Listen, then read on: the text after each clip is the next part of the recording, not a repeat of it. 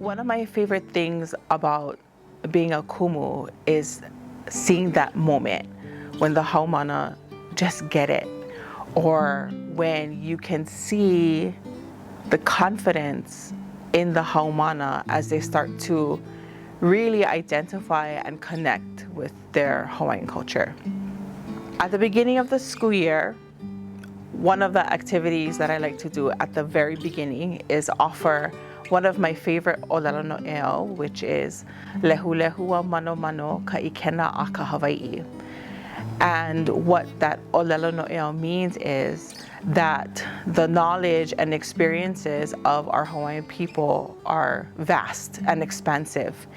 And the reason why I like to start with that ʻōlelo noʻeau is because I like haumana to know and understand that perhaps before they stepped into my classroom, they had this understanding of what it meant to be Hawaiʻi. But this ʻōlelo noʻeau really does lay a foundation for them to realize that perhaps what they initially thought is not necessarily true.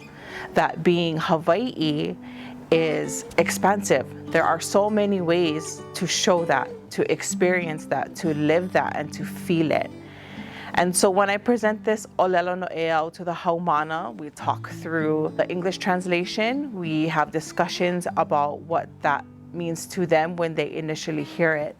And as we get further along into the activity, we start to dig deeper and deeper, not necessarily into the ʻōlelo noʻeau, but into them as ʻōiwi.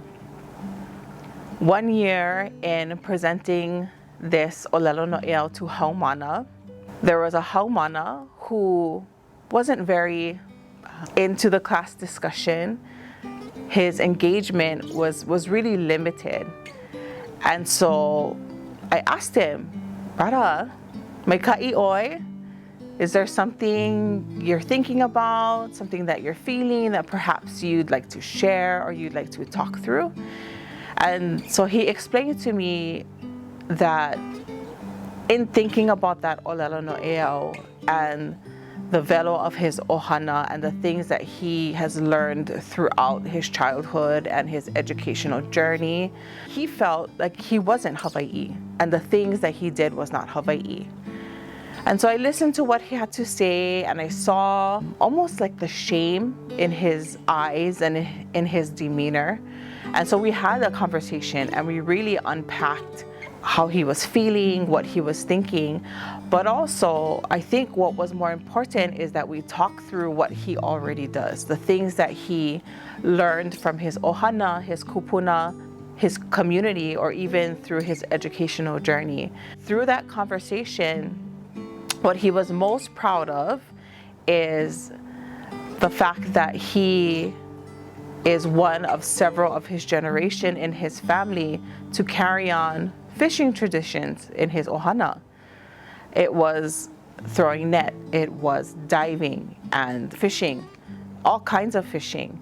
And so as he's explaining about his ohana and the things that he does and how he has pilina with his kupuna and his hoahanau, through those experiences, you can see the fondness that he has for his ohana, the aloha that he has for those experiences that he had with them. And so as he's talking and I'm listening to him, it was at that moment that I told him, "Brada, all of those things that you just described in the fishing, in the way that you throw net, in the way that you dive, in the things that you do even prior to that, for example, just sitting on the rocks, sitting on the aina, watching the ocean, watching the kai." I said, "Brada, that's Hawaiʻi.